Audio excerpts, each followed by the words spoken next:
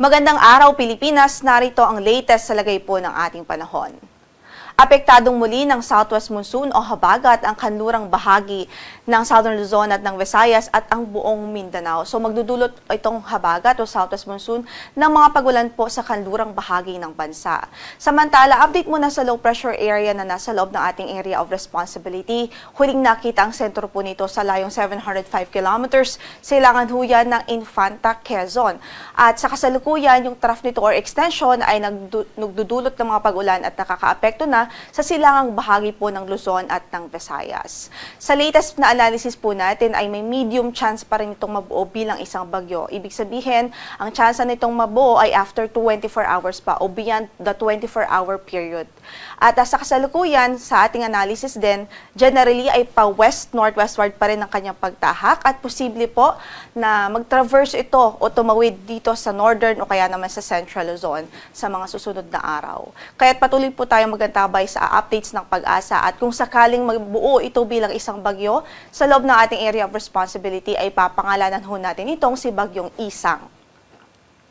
Sa pagtayo ng ating panahon sa araw na ito, magiging maulan ang panahon dito po sa Cagayan Province, Isabela, Aurora, maging dito sa Metro Manila, Calabarzon, Bicol Region, at sa Oriental, Mindoro, Marinduque at Romblon, epekto po ng trough ng low pressure area.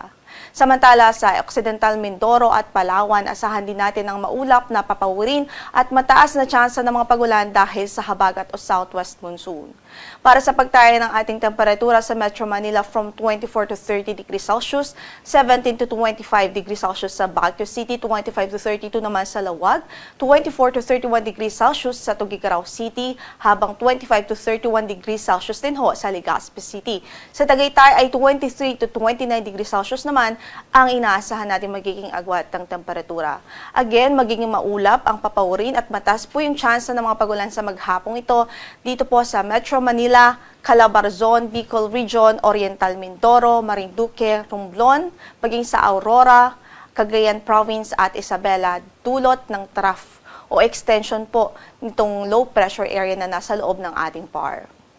Samantala yung southwest monsoon, patuloy din magdudulot ng mga pag-ulan dito sa Palawan Province, Occidental Mindoro, sa natitirang bahagi pa ng Visayas, partikular ho dito sa Western Visayas, Negros Island Region, at maging dito po sa Southern Leyte at Central Visayas. So yung southwest monsoon magdudulot din ng mga pagulan sa malaking bahagi ng Kabisayaan, maging dito po sa Zamboanga Peninsula at sa lalawigan ng Tawi-Tawi at Basilan. So magiging maulan po dyan dahil naman sa habagat.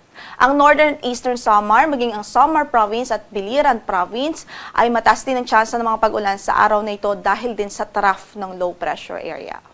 Sa natitirang bahagi naman ng Mindanao, generally ay mga localized thunderstorms ang pwedeng maranasan ng ating mga kababayan.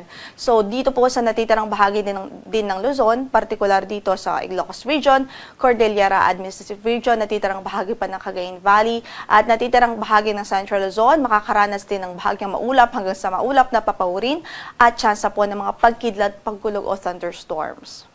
Para naman sa pagtayo ng ating temperatura sa Tacloban from 25 to 31 degrees Celsius, 26 to 31 naman sa Cebu at 25 to 31 degrees Celsius din ho sa Iloilo City. Gayon din sa Puerto Princesa City, 24 to 31 degrees Celsius naman sa Kalayaan Islands, 25 to 32 sa Zamboanga City, at sa Cagayan de Oro ay from 24 to 30 degrees Celsius. Sa Davao ay 25 to 33 degrees Celsius naman ang inaasahang magiging agwat ho ng ating temperatura. Kasalukuyan po ay wala rin tayong gale warning na nakataas sa mga bahagi ng ating mga baybaying dagat, light to moderate o banayad hanggang sa katamtaman ang magiging pag-alo ng kondisyon ng ating karagatan. Ang sunrise natin for today is 5:43 in the morning at inaasahang lulubog ang araw mamaya sa ganap na alas 6:15 ng gabi. Yan ang latest mula dito sa Pag-asa. Ito po si Lori de la Cruz Galicia. Magandang araw po.